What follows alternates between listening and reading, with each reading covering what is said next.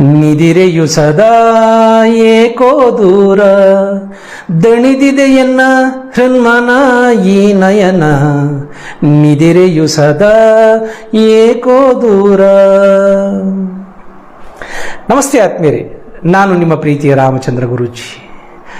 ಲೈವ್ಗೆ ಬಂದಿರತಕ್ಕಂಥ ಎಲ್ಲ ಸಜ್ಜನ ಸಮಾಜದ ಯೋಗ ಬಂಧು ಭಗ್ನಿಯರಿಗೆ ಆತ್ಮೀಯವಾದ ನಮಸ್ಕಾರ ಮತ್ತು ಸ್ವಾಗತ.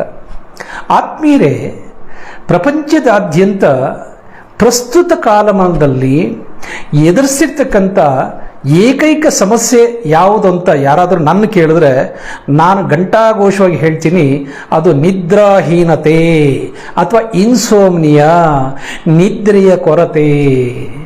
ನಮಗೆ ಬೇರೇನು ಕೊರತೆ ಇಲ್ಲ ಕಣ್ರಿ. ಭಗವಂತ ಬಹಳ ಕರುಣಾಮಯಿ, ಉಡೋದಕ್ಕೆ ಕೊಟ್ಟಿದ್ದಾನೆ, ಉಣ್ಣೋದಕ್ಕೆ ಕೊಟ್ಟಿದ್ದಾನೆ, ಖರ್ಚಿಗೆ ವೆಚ್ಚನ ಕೊಟ್ಟಿದ್ದಾನೆ. ಆದರೆ ಈ ನಿದ್ರಾ ಕೊರತೆ, ಲ್ಯಾಕ್ ಆಫ್ ಸ್ಲೀಪ್ ಇದೆಯಲ್ಲ, ಇದೇ ಇವತ್ತಿನ ದಿವಸ ಪ್ರಪಂಚ ಎದುರಿಸ್ತಿರ್ತಕ್ಕಂಥ ಒಂದು ಪ್ಯಾಂಡಮಿಕ್ ಅಂತಲೇ ಹೇಳಬಹುದು. ಪ್ಯಾಂಡಮಿಕ್ ಇದು ಏನೋ ಸಾಂಕ್ರಾಮಿಕ ಆಗತ್ತೆ. ಇದು ಒಂಥರನೂ ಸಾಂಕ್ರಾಮಿಕನೇ. ಇದು ಎಲ್ಲರಲ್ಲಿ ಇವಾಗ ಏನು ಆವರಿಸ್ಕೊಳ್ತಾ ಇದೆ. ಈವನ್ ಚಿಕ್ಕ ಮಕ್ಕಳನ್ನು ಕೂಡ ಕಾಡ್ತಾ ಇದೆ. ನೋಡಿ, ನಮ್ಮನ್ನು ಹುಟ್ಟಿಸಿರ್ತಕ್ಕಂಥ ಪ್ರಕೃತಿಯೂ ಕೂಡ, ಪಂಚಭೂತಗಳು ಕೂಡ ಒಂದು ಸ್ವಲ್ಪ ಕಾಲ ವಿಶ್ರಮಿಸ್ತವೆ, ನಿದ್ರೆ ಮಾಡ್ತವೆ. ಕ್ರಿಮಿಕೀಟಗಳು ನಿದ್ರೆ ಮಾಡ್ತವೆ, ಪಕ್ಷಿಗಳು ಪ್ರಾಣಿಗಳು ನಿದ್ರೆ ಮಾಡ್ತವೆ, ಪಶುಗಳು ನಿದ್ರೆ ಮಾಡ್ತವೆ, ಸಣ್ಣ ಮಕ್ಕಳು ಆರಾಮಾಗಿ ನಿದ್ರೆ ಮಾಡ್ತವೆ. ಈ ಬೆಳೆದವರು ಅಥವಾ ಅಡಸಲೆಂಟ್ ವಯಸ್ಸವರು, ಅದರಲ್ಲಿ ಕೂಡ ಇಂಟರ್ನೆಟ್ ಯುಗ ಇದು. ಈ ಕಾಲಮಾನದಲ್ಲಿ ಅತ್ಯಂತ ದೊಡ್ಡ ಸಮಸ್ಯೆ ಏನಪ್ಪ ಅಂದರೆ ಜನರಿಗೆ ಕಾಡ್ತಿರ್ತಕ್ಕಂಥದ್ದು ಅದು ನಿದ್ರಾಹೀನತೆ ಅಥವಾ ನಿದ್ರೆಯ ಕೊರತೆ. ಹೀಗೆ ಕೊರತೆ ಆದರೆ ಏನು ಸಮಸ್ಯೆ ಆಗುತ್ತೆ ಅಂತ ನೀವು ಅಂದ್ಕೋಬೋದು. ನಮ್ಮ ಮನಸ್ಸಿನ ಆರೋಗ್ಯ ಇರುವುದೇ ನಮ್ಮ ನಿದ್ರೆಯ ಆಧಾರದ ಮೇಲೆ. ನೀವು ಆಳ ನಿದ್ರೆ ಪ್ರತಿ ದಿವಸ ಮಾಡಿದ್ರೆ ನಿಮ್ಮ ಮನಸ್ಸು ತುಂಬ ಪ್ರಫುಲ್ಲಿತವಾಗಿರ್ತದೆ, ನಿಮ್ಮ ಮೂಡು ಅತ್ಯುತ್ತಮವಾಗಿರ್ತದೆ, ನಿಮ್ಮ ಸೃಜನಶೀಲತೆ ಇರ್ತದೆ, ನಿಮ್ಮಲ್ಲಿ ಎನರ್ಜಿ ಇರ್ತದೆ, ನಿಮ್ಮಲ್ಲಿ ಎಂತೂಸಿಯಾಸಮ್ ಇರ್ತದೆ, ಮನಸ್ಸು ಫ್ರೆಶ್ ಆಗಿ ಕೆಲಸ ಮಾಡುತ್ತೆ, ಒಳ್ಳೆಯ ಆಲೋಚನೆಗಳು ಬರ್ತವೆ, ಸಕಾರಾತ್ಮಕ ಆಲೋಚನೆಗಳು ಬರ್ತವೆ, ನಿಮ್ಮ ಇಂಟ್ಯೂಷನ್ಸ್ ಚೆನ್ನಾಗಿರ್ತದೆ, ನಿಮಗೆ ಒಳ್ಳೊಳ್ಳೆ ಐಡಿಯಾಸ್ ಬರ್ತವೆ, ನಿಮ್ಮ ಕ್ರಿಯೇಟಿವಿಟಿ ಜಾಸ್ತಿ ಆಗ್ತದೆ. ನೋಡಿ, ಇಷ್ಟೊಂದು ಪ್ರಯೋಜನಗಳಿದೆ. ಮತ್ತು ಅದು ಕೊರತೆ ಆದರೆ ಏನಾಗತ್ತೆ ಅಂತ ನೀವು ಕೇಳ್ಬೋದು. ಒಳ್ಳೆಯ ನಿದ್ರೆ ಆದರೆ ಇದೆಲ್ಲ ಆಗತ್ತೆ. ಕೊರತೆ ಆದರೆ ಏನಾಗತ್ತೆ?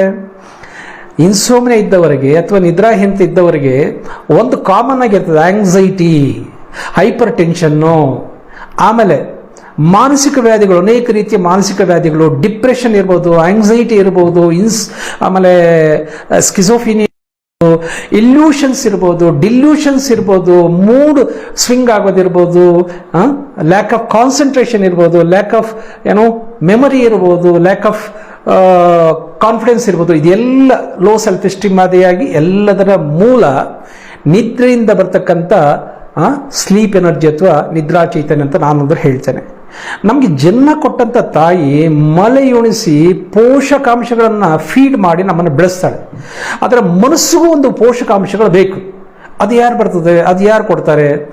ರಾತ್ರಿಯ ಕಾಲದಲ್ಲಿ ನಮ್ಮೆಲ್ಲರ ತಾಯಿ ನಿದ್ರಾದೇವಿ ಅಂತ ಏನು ಕರಿತೀವಿ, ಆಕೆ ನಮ್ಮ ಮನಸ್ಸು ಅನ್ನುವ ಶಿಶುಗೆ ಚೈತನ್ಯವನ್ನು ಉಣಬಡಿಸ್ತಾಳೆ ಕಣ್ರಿ. ನೋಡಿ, ಅನ್ನ ಇಲ್ಲದೆ 60 ದಿವಸ ಬದುಕ್ಬೋದು ಅಂತ ಆರೋಗ್ಯ ಶಾಸ್ತ್ರ ವಿಜ್ಞಾನ ಹೇಳುತ್ತೆ ಕಣ್ರಿ. ಖಚಿತವಾಗಿ ಹೇಳ್ತಾ ಇದ್ದೀನಿ ನಾನು. ಆದರೆ ನೀವು 7 ದಿವಸ ನಿದ್ರೆ ಮಾಡಲಿಲ್ಲ, 24 ಗಂಟೆ 7 ದಿವಸ ನಿದ್ರೆ ಮಾಡದೇ ಇದ್ರೆ ಸಾಕು, ಅವನು ಲೈಫ್ ಲಾಂಗ್ ಹುಚ್ಚ ಆಗ್ತಾನಂತೆ. ಹಂಗೆ ಹೇಳ್ತದೆ ಅಮೆರಿಕನ್ ಡ್ರೀಮ್ ಲ್ಯಾಬೊರೇಟರಿ. ಹಾಗಾದರೆ ನಿದ್ರೆ ಎನ್ನುವುದು ಎಷ್ಟು ಅವಶ್ಯಕ ಮತ್ತು ಅದರ ಸವಿಯನ್ನು ಎಲ್ಲರೂ ಬಲ್ಲವರೇ. ಆ ಸವಿಯಿಂದ ವಂಚಿತರಾಗಿದ್ದೀವಿ ನಾವು. ನಿದ್ರಾ ಸುಖ ಅಂತ ಇದೆಯಾ ಕಣ್ರಿ, ಅದು ಎಲ್ಲ ಸುಖಗಳನ್ನು ಬದಿಗಿಟ್ರೆ ಇದು ಮೇರು ಸ್ಥಾನದಲ್ಲಿ ನಿಲ್ತದೆ. ಯಾರು ಇಷ್ಟಪಡೋದಲ್ಲ ನಿದ್ರೆ ಮಾಡೋದನ್ನು, ಅದರಲ್ಲಿ ರಾತ್ರಿ ಕಾಲದಲ್ಲಿ. ಹಾಗೆ ಆ ಸುಖಕ್ಕೆ ವಂಚಿತರಾಗಿದ್ದೇವೆ ಈ ಪೀಳಿಗೆಯ ನಾವುಗಳು. ಈಗೀಗ ಮಕ್ಕಳು ಕೂಡ ಆ ಒಂದು ಬಳಲಿಕೆಗೆ ಒಳಪಡಿಸ್ತದೆ. ಯಾಕೆಂದರೆ ಅತಿಯಾದ ಮೊಬೈಲ್ ಕಾರಣ. ಈ ನಿದ್ರಾಹೀನತೆಗೆ ಕಾರಣ ಏನು ಅಂತಂದರೆ, ಒಂದು ನಮ್ಮ ಲೈಫ್ ಸ್ಟೈಲ್, ಅಂದರೆ ನಮ್ಮ ಜೀವನ ಒಂದು ರೀತಿ ನೀತಿ ಇದೆಯಲ್ಲ, ಅದರಲ್ಲಿ ಏರ್ಪೇರಾಗಿದೆ. ನಾವು 10 ಗಂಟೆಗೆ ಮಲಗಿ 5 ಗಂಟೆಗೆ ಏಳಬೇಕಾಗಿತ್ತು. ಇನ್ನೂ ಪೂರ್ವ ಕಾಲದಲ್ಲಿ 7 ಗಂಟೆಗೆಲ್ಲ ಉರಿಯುವ ಲ್ಯಾಂಪ್ ಆಫ್ ಮಾಡಿ ಬೆಳಗ್ಗೆ 5ಕ್ಕೆಲ್ಲ ಎದ್ದೇಳ್ತಾ ಇದ್ರು. ಇವಾಗ ಒಂದು ಅನ್ ಆವರೇಜು ಮಲಗುವ ಸಮಯ ಅಂತ ಒಂದು ಯೂನಿವರ್ಸಲ್ ಆಗಿ ಡಿಸೈಡ್ ಮಾಡೋದಾದ್ರೆ ಅನ್ ಆವರೇಜು 11 to 12 ಆ ಸಮಯದಲ್ಲಿ ಮಲಗ್ತಾರಂತೆ. ಅಂದರೆ ಅಲ್ಲಿವರೆಗೂ ಮಲಗೋದಿಲ್ಲ ಯಾರು ಅಂತ ಆಯ್ತು. ಅಲ್ಲಿವರೆಗೂ ಏನು ಘನ ಕಾರ್ಯ ಮಾಡ್ತಿರ್ತಾರೆ? ಎಲ್ಲರೂ ಸೋಷಿಯಲ್ ಮೀಡಿಯಾದಲ್ಲಿ ಮುಳುಗಿರ್ತಾರೆ, ಟಿ ವಿ ನೋಡ್ತಿರ್ತಾರೆ. ಈ ಅತಿಯಾದ ಬೆಳಕಿನ ಪ್ರಭಾವ ಕಣ್ಣುಗಳಿಗಾಗಿ ನಮಗೆ ನಿದ್ರೆಯ ಸಮಸ್ಯೆ ಆವರಿಸಿದೆ. ಮತ್ತು ನಿದ್ರೆಗೆ 4 ತಾಸು ಮುನ್ನ ಏನು ಈ ನಮ್ಮ ಇವಿದೆಯಲ್ಲ ಬ್ರೇವರೇಜಸ್, ಕಾಫಿ ಇರ್ಬೋದು, ಟೀ ಇರ್ಬೋದು, ಕೂಲ್ ಡ್ರಿಂಕ್ ಇರ್ಬೋದು, ಈ ಕಾರ್ಬನ್ ಯುಕ್ತ ವಾಟರ್ ಇರ್ಬೋದು, ಇವು ಕೂಡ ನಿದ್ರಾ ಕೊರತೆಗೆ ಕಾಂಟ್ರಿಬ್ಯೂಟ್ ಮಾಡ್ತವೆ. ಮತ್ತು ನಾವು ಸೇವಿಸುವ ಆಹಾರ, ಅತಿಯಾದ ಕಾರ್ಬೋಹೈಡ್ರೇಟ್ಸು, ಅತಿಯಾದ ಅನ್ನ ತಿಂದರೂ ಕೂಡ ನಮಗೆ ಸರಿಯಾದ ಪ್ರಫುಲ್ಲಿತವಾದ ಆಳವಾದ ಸುಖನಿದ್ರೆ ಆಗೋದಿಲ್ಲ. ಮತ್ತು ನಾವು ಬಳಸುವ ಸ್ಪೈಸಿ ಪದಾರ್ಥಗಳು ಯಾವ ಸಮಯಕ್ಕೆ ತಿಂತೇವೆ ಮತ್ತು ನಿದ್ರೆಗೂ ನಾವು ಸೇವಿಸುವ ಆಹಾರಕ್ಕೂ ಏನು ಅಂತರ ಇಲ್ಲದೆ ತಿಂತೇವೆ, ಅದು ಕೂಡ ನಮಗೆ ನಿದ್ರಾ ಕೊರತೆಗೆ ಒಂದಷ್ಟು ಕಾಂಟ್ರಿಬ್ಯೂಟ್ ಮಾಡ್ತದೆ. ಅದಕ್ಕಿಂತ ಮುಖ್ಯವಾಗಿ ನಾವು ಮಲಗೋ ಕೋಣೆ ಕೂಡ ಒಂದಷ್ಟು ನಮ್ಮ ನಿದ್ರಾ ಡಿಸ್ಟರ್ಬೆನ್ಸ್ಗೆ ಕಾರಣ ಆಗ್ತದೆ. ಆ ಮಲಗುವ ಕೋಣೆ ಧೂಳು ಕ್ರಿಮಿಕೀಟಾದಿಗಳಿಂದ ಮುಕ್ತವಾಗಿರಬೇಕು, ಮಂದ ಬೆಳಕಿರಬೇಕು ಅಥವಾ ಕ್ಷೀಣ ಬೆಳಕಿರಬೇಕು ಮಲಗುವ ಕಾಲದಲ್ಲಿ. ಇದಕ್ಕೆ ಹಗಲಲ್ಲಿ ನೀವು ಮಲಗಿದರೆ ಅದರ ಸುಖ ಬೇರೆ, ರಾತ್ರಿ ಮಲಗಿದರೆ ಅದರ ಸುಖ ಬೇರೆ. ಅಂದರೆ ಕತ್ತಲೆ ನಿಮ್ಮ ನಿದ್ರೆಯ ಪ್ರಮಾಣವನ್ನು ಹೆಚ್ಚು ಮಾಡ್ತದೆ. ಸೊ ಹಾಗಾಗಿ ಮಲಗುವ ಕೋಣೆಯಲ್ಲಿ ಜಾಸ್ತಿ ಬೆಳಕಿರಬಾರ್ದು. ಒಂದು ಬೆಡ್ ಲ್ಯಾಂಪ್ ದೂರದಲ್ಲಿದ್ದರೂ ನಡೀತದೆ. ಮೊಬೈಲನ್ನು ತಲೆ ಹತ್ತಿರ ಇಟ್ಕೊಳ್ಳೇಬಾರ್ದು. ಮೊಬೈಲನ್ನು ನೀವು ಎಲ್ಲಿ ಒಂದು ಹಾಲಲ್ಲೋ ಅಥವಾ ರೀಡಿಂಗ್ ರೂಮಲ್ಲೋ ಅಲ್ಲೇ ಬಿಟ್ಟು ಬಂದರೆ ಕ್ಷೇಮ. ಈ ಸೌಂಡ್ ಕೂಡ ಇಂಪಾರ್ಟೆಂಟ್ ಪ್ಲೇ ಮಾಡುತ್ತೆ ಏನೋ ನಿದ್ರೆಯಲ್ಲಿ. ಸುತ್ತಲೂ ನಾಯಿಗಳ ಬೊಗಳುವಿಕೆ ಶಬ್ದ ಅಥವಾ ಜಾತ್ರೆಯ ಒಂದು ಗದ್ದಲ, ಸದ್ದು, ಧ್ವನಿವರ್ಧಕಗಳು, ಕಿರ್ಚಾಟಗಳು, ಅರ್ಚಾಟಗಳಿದ್ರೆ ಖಂಡಿತ ನೀವು ಬೇಗ ನಿದ್ರೆಗೆ ಹೋಗೋಕ್ಕಾಗೋದಿಲ್ಲ. ಸೊ ಹಾಗಾಗಿ sound, light and room temperature ನೋಡಿ, ಈ 3 important. Sound inside the room which is affecting your sleep, disturbing your sleep. ಆಮೇಲೆ ಲೈಟು ಅತಿಯಾದ ಬೆಳಕಿರಬಾರ್ದು ಮತ್ತು ರೂಮ್ ಟೆಂಪ್ರೇಚರ್ನ ನಾವು ಸಾಧ್ಯವಾದಷ್ಟು ಹಿತಮಿತವಾಗಿ ಹೊಂದಿಸ್ಕೋಬೇಕು. ಮುಖ್ಯವಾಗಿ ಕ್ರಿಮಿಕೀಟಗಳು ಇರಬಾರ್ದು. ಈಗ ಸೊಳ್ಳೆ ಆಗಲಿ ಬಗ್ಸ್ ಆಗಲಿ ಇದ್ದರೆ ನಮಗೆ ಅದರದ್ದೇ ಧ್ಯಾನ ಆಗ್ತದೆ. ಮತ್ತು ಹಾಸಿಗೆ ಹೇಗೆ ನಾವು ಹೊಂದಿಸ್ಕೊಳ್ತೀವಿ, ತಲೆದಿಂಬು ಎತ್ತರ, ಕುಡಿಯುವ ಮುನ್ನ ಲಘುವಾಗಿ ನೀರು ಕುಡಿದಿರಬೇಕು, ಮಲಗುವ ಮುನ್ನ ಲಘುವಾಗಿ ನೀರು ಸೇವಿಸಿರಬೇಕು. ಇದೆಲ್ಲ ಮುನ್ಸೂಚನೆ. Prevention is better than cure, preparation is everything ಅಂತ ನಾನಾದರೂ ಹೇಳ್ತಿರ್ತೀನಿ. ನೀವು ಮಲಗುವ ಮುನ್ನ ಮನಸ್ಸನ್ನು ಕೂಡ ಪ್ರಿಪೇರ್ ಮಾಡೋಕ್ಕಾಗತ್ತೆ. ಎಷ್ಟೋ ಜನ ಮನಸ್ಸನ್ನು ಪ್ರಿಪೇರ್ ಮಾಡೋದಿಲ್ಲ. We have 2 minds. One is tamed, another one is untamed. Like a tamed dog and pet dog. Pet dog, tamed dog. Street dog, untamed dog. ಹಾಗೆ ನಮ್ಮ ಮನಸ್ಸನ್ನು ಪ್ರೋಗ್ರಾಮ್ ಮಾಡಿರೋದು ಕೂಡ ಒಂದು ಕಾರಣ ಅಂತ ನಾನಾದರೂ ಹೇಳ್ತೇನೆ. ನೀವು ಒಳ್ಳೆಯ ನಿದ್ರೆ ಒಂದು 21 ದಿವಸದಲ್ಲಿ ನಿಮ್ಮ quality of sleep, the depth of the sleep increase ಆಗಬೇಕಾದ್ರೆ ನಾನು ಕೆಲವು ಟಿಪ್ಸ್ ಕೊಡ್ತೇನೆ. ಇದನ್ನು ಅಪ್ಲೈ ಮಾಡಿ ನೋಡಿ. ಒಂದು, ನೀವು ಮಲಗುವ ಮುನ್ನ ಎದೆಯ ಮೇಲೆ ಕ್ಲಾಕ್ ವೈಸ್ ಮಾಡ್ತಾ ಒಂದಷ್ಟು ಅಫರ್ಮೇಷನ್ಸ್ ಫೀಡ್ ಮಾಡುವುದು. ಸ್ಲೀಪ್ ಅಫರ್ಮೇಷನ್ಸ್ ಅಂತಲೇ ಇದೆ. ನಾನು ಒಂದಷ್ಟು ಹೇಳ್ಕೊಡ್ತೀನಿ. ಇನ್ನು ಉಳಿದಷ್ಟು ನೀವು ಗೂಗಲ್ ಮಾಡಿ ಕೂಡ ನಾವು ಪಡ್ಕೋಬೋದು. ಅದೆಲ್ಲಕ್ಕಿಂತ ಮುಖ್ಯವಾಗಿ ಕ್ಷಮಾಯಜ್ಞ ಅಂತ ನಾನು ಹೇಳ್ಕೊಡ್ತಿರ್ತೇನೆ. ನೀವು ಎದೆ ಮೇಲೆ ಕೈ ಇಟ್ಕೊಂಡು ಮಲಗು ಮುನ್ನ ನೀವು ಹೀಗೆ ಇಟ್ಕೊಂಡು ನಿಮಗೆ ಯಾರ್ಯಾರು ಶತ್ರುಗಳಿದ್ದಾರೆ ಅವ್ರನ್ನೆಲ್ಲ ಕಲಿಸ್ಕೊಂಡು ಅವರಿಗೆ ಸಂಭಾಷಣೆ ಮಾಡ್ತಾ ಕಲಿಸ್ಕೊಂಡು ಅವ್ರು ನಿಮ್ಮ ಎದುರುಗಡೆ ಮುಖಾಮುಖಿ ಮನಸ್ಸಲ್ಲೇ ಅವರಿಗೆ ಒಂದು ಸಂವಹನ ಮಾಡಿ, ಕಮ್ಯುನಿಕೇಟ್ ಮಾಡಿ, ನಾನು ನಿನ್ನನ್ನು ಕ್ಷಮಿಸಿದ್ದೀನಿ, ನೀನು ನನ್ನನ್ನು ಕ್ಷಮಿಸಿದಿ ಅಂತ ಭಾವಿಸಿದ್ದೀನಿ. ನಿನ್ನ ಜೀವನ ನೀನು ನೋಡ್ಕೋ, ನನ್ನ ಜೀವನ ನಾನು ನೋಡ್ಕೊಳ್ತೀನಿ. ನಿನ್ನ ಉದ್ಧಾರ ನೀನು ನೋಡ್ಕೋ, ನನ್ನ ಉದ್ಧಾರ ನಾನು ಮಾಡ್ಕೊಳ್ತೀನಿ. ಇವತ್ತಿಂದ ಆಚೆ ನನಗೂ ನಿನಗೂ ಯಾವುದೇ ಶತ್ರುತ್ವ ಇಲ್ಲ. ನಮ್ಮ ಇಬ್ಬರ ಮಧ್ಯೆ ಇದ್ದಂಥ ದ್ವೇಷದ ದಾರ, ದ ಥ್ರೆಡ್ ಆಫ್ ಎನಿಮಾಸಿಟಿನ ನಾನು ಕಟ್ ಮಾಡ್ತಾ ಇದ್ದೀನಿ ಅಂತ ಒಂದು ಮಾನಸಿಕವಾಗಿ ಮಾಡಿ ಆ ವ್ಯಕ್ತಿಯನ್ನು ಕ್ಷಮಿಸಿ, ಹೃನ್ಮನದಿಂದ ಕ್ಷಮಿಸಿ, ಕಾಟಾಚಾರಿಕಲ್ಲ, ಹೃನ್ಮನದಿಂದ ಏನೋ ನನ್ನಿಂದ ತಪ್ಪಾಗಿರ್ಬೋದು, ನನ್ನನ್ನು ಕ್ಷಮಿಸು, ಅಥವಾ ನಿನ್ನಿಂದೇನಾದ್ರು ತಪ್ಪಾಗಿದ್ರು ಕೂಡ ನಾನು ಕ್ಷಮಿಸ್ತೇನೆ. ಹೀಗೆ ಇಬ್ಬರನ್ನು ಕ್ಷಮಿಸ್ಕೊಂಡ್ರೆ ನಮ್ಮ ಇಬ್ಬರ ಮಧ್ಯೆ ವೈಫೈ ಆಗೋದಿಲ್ಲ, ಎನಿಮಾಸಿಟಿ ರೇಡಿಯೇಟ್ ಆಗೋದಿಲ್ಲ. ಯಾಕಂದರೆ ನಾವು ಮಲಗೋ ಮುನ್ನ ಯಾರು ಸ್ಮರಣೆ ಮಾಡ್ತಿರ್ತೀವಿ? ಹರಿಯ ಸ್ಮರಣೆ ಮಾಡ್ತಿರ್ತೀವ, ಶಿವನ ಸ್ಮರಣೆ ಮಾಡ್ತಿರ್ತೀವ, ಬ್ರಹ್ಮನ ಸ್ಮರಣೆ ಮಾಡ್ತಿರ್ತೀವ, ಅಥವಾ ಆಪತ್ಕಾಲದಲ್ಲಿ ಆದವರ ಸ್ಮರಣೆ ಮಾಡ್ತೀವಿ ಅಂದ್ರೆ ಖಂಡಿತ ಇಲ್ಲ. ಎಲ್ಲ ಎನಿಮೀಸ್ ಜಪ. ಕ್ಷಮಿಸಿಬಿಟ್ರೆ ಅವ್ರು ನಿಮ್ಮ ಮನಸ್ಸಿಂದ ಎರೇಸ್ ಮಾಡಿ, ಆ ರೇಡಿಯೇಷನ್ ಕಮ್ಮಿ ಆಗ್ತಾ ಹೋಗುತ್ತೆ. ನೀವು ಕ್ಷಮಿಸಿ ಒಂದು 21 ಡೇಸು ಇಂಟೆನ್ಸ್ ಪ್ರೇಯರ್ ಮಾಡ್ತಾ ನಾನು ಹೇಳಿದಾಗ ಮಾಡಿ. ಕ್ಷಮಾಯಜ್ಞ ಅಂತ ನಂದು ಆಡಿಯೋ ಇದೆ, ಅದರ ಸಹಾಯ ಪಡ್ಕೊಳ್ಳಿ. ಮಾನಸ ಪೂಜೆ ಒಂದು ಮಾಡಿ. ಮನಸ್ಸಲ್ಲಿ gratitude is the best attitude. Have the attitude of gratitude ಅಂತ ಹೇಳ್ತೇನೆ. ಅಂದರೆ ಆಪತ್ಕಾಲದಲ್ಲಿ ಆದವರಿಗೆ, ಸಹಾಯ ಮಾಡಿದವರಿಗೆ, ಮಾರ್ಗದರ್ಶನ ಮಾಡಿದವರಿಗೆ, ಹೆತ್ತವರಿಗೆ ಮತ್ತು ಜ್ಞಾನದಾತರಿಗೆ, ಇವರಿಗೆಲ್ಲ ಒಂದು ಹೃನ್ಮನಾತ್ಮ ಶರೀರಗಳಿಂದ ಒಂದು ಗ್ರ್ಯಾಟಿಟ್ಯೂಡ್ ಹೇಳಿ, ಪ್ರಕೃತಿಗೆ ಹೇಳಿ. ಆಮೇಲೆ ಸರ್ವೋಚ್ಚ ಏನು ಚೈತನ್ಯ ಇದೆ, ನಾವು ಗ್ರೇಟ್ ಕಾಸ್ಮಾಸ್ ಅಂತ ಹೇಳ್ತೀವಿ, ಅಥವಾ ಕಾಸ್ಮಿಕ್ ಎನರ್ಜಿ, ಅದಕ್ಕೊಂದು ನಮಗೆ ಜನ್ಮ ಕೊಟ್ಟ ಕಾರಣಕ್ಕಾಗಿ, ನಮ್ಗೆ ಜ್ಞಾನ ಕೊಟ್ಟ ಕಾರಣಕ್ಕಾಗಿ ಒಂದು ಧನ್ಯವಾದಗಳನ್ನು ಹೇಳಿ ಕ್ಷಮಿಸಿ. ನೀವು ಯಾರು ಪಿರಿಪಿರಿ ಮಾಡ್ತಿದ್ರೆ ಮಲಗುಮನ್ಗೆ ಏನು ಬರ್ತದೆ, ಎಲ್ಲಂಥ ರೀತಿಯ ಆಲೋಚನೆಗಳು ಬರೋದು. ಈ ಆಲೋಚನೆಗಳಿಗೆ ಕಾರಣೀಭೂತರಾಗಿರ್ತಕ್ಕಂಥ ಎಲ್ಲರನ್ನ ಮನುಷ್ಯ ರೂಪದವ್ರನ್ನ ಕ್ಷಮಿಸಿಬಿಡಿ. ಹಾಗಾಗಿ ನಿಮ್ಮ ನಿದ್ರೆಯ ಪ್ರಮಾಣ ಜಾಸ್ತಿ ಆಗ್ತದೆ. ಇನ್ನು ನಿದ್ರೆಯ ಗುಣಮಟ್ಟ ಜಾಸ್ತಿ ಆಗೋದಕ್ಕೆ ಒಂದಷ್ಟು ಐಡಿಯಾಲಜಿ ನಾನು ಕೊಡ್ತೇನೆ.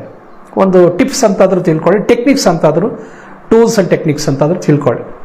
ಒಂದು ಸಾಮಾನ್ಯವಾಗಿ ಯಾಕೆ ನಮಗೆ ನಿದ್ರೆ ಬರೋದಿಲ್ಲ ಅಂತಂದರೆ, ಥಾಟ್ಸ್ ಬರ್ತಾನೇ ಇರ್ತವೆ, ಒಂದಾದ್ಮೇಲೆ ಒಂದು ಬರ್ತಾನೆ ಇರ್ತವೆ. ನಾವು ಅದರಲ್ಲೇ ಮುಳುಗಿ ಹೋಗಿರ್ತೀವಿ ಆ ಒಂದು ಆಲೋಚನೆಗಳು ಪ್ರಪಂಚದಲ್ಲಿ. ಅದು ಅಸಂಬದ್ಧವಾದ್ದೇ ಇರ್ತದೆ. ಒಂದು ಥಾಟ್ ಇನ್ನೊಂದು ಥಾಟ್ ಕ್ರಿಯೇಟ್ ಮಾಡೋದು, ಇನ್ನೊಂದು ಥಾಟ್ ಸೀರೀಸ್ ಆಫ್ ಏನೋ ವೆಬ್ ಸೀರೀಸ್ ಆಗಿ ಕ್ರಿಯೇಟ್ ಆಗ್ತಿರ್ತದೆ. ಅದು ತಾಸುಗಟ್ಟಲೆ ಹೋಗ್ತಿರ್ತದೆ. ಯಾವಾಗೋ ಮಲಗಷ್ಟೊತ್ತಿಗೆ 3 ಗಂಟೆ ಆಗಿರ್ತದೆ. ಇದೇ ನಿದ್ರಾಹೀನತೆ ಸಮಸ್ಯೆ. ಥಾಟ್ಸು ಯೋಗಿಗಾಗಲಿ ಭೋಗಿಗಾಗಲಿ ಯಾರೂ ಇದನ್ನು ತಪ್ಪಿಸ್ಕೊಳಕ್ಕಾಗೋದಿಲ್ಲ. ಯಾಕಂದರೆ ಮನಸ್ಸಿನ ಅಸ್ತಿತ್ವ ಇರುವುದೇ ಆಲೋಚನೆಗಳಿಂದ. ಆಲೋಚನೆಗಳಿಲ್ಲ ಎಂದರೆ ನೀವು ನಿದ್ರೆಗೆ ಹೋಗ್ತೀರಿ ಅಥವಾ ಧ್ಯಾನಕ್ಕೆ ಹೋಗ್ತೀರಿ. ಹಾಗಾಗಿ ಮನಸ್ಸು ತನ್ನ ಅಸ್ತಿತ್ವ ಉಳಿಸ್ಕೊಳ್ಳೋದಕ್ಕೆ ನಿಮಗೆ ಪುಂಖಾನುಪುಂಖವಾಗಿ ಥಾಟ್ಸ್ ಕ್ರಿಯೇಟ್ ಮಾಡುತ್ತೆ.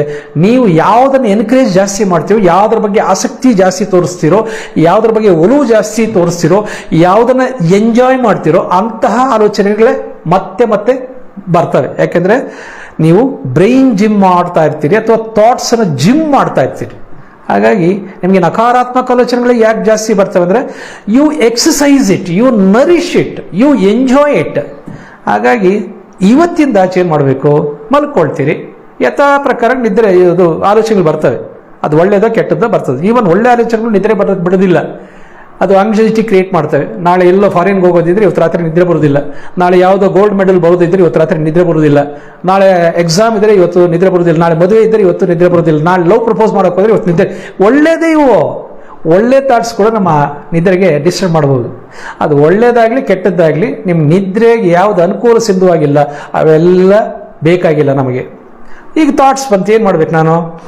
ನೀವು ವಿಟ್ನೆಸ್ ಮಾಡ್ತಾ ಹೋಗಿ, without involving, without clinging to the thoughts ಜೊತೆ ನೀವು ಯಾವುದೇ ಆಸಕ್ತಿ ತೋರದೆ ಒಬ್ಬ ಪ್ರೇಕ್ಷಕನಂತೆ ತಟಸ್ಥವಾಗಿ ನಿರ್ಭಾವದಿಂದ ಸಾಕ್ಷೀಭೂತದಿಂದ ಥಾಟ್ ಕಮ್ಸ್.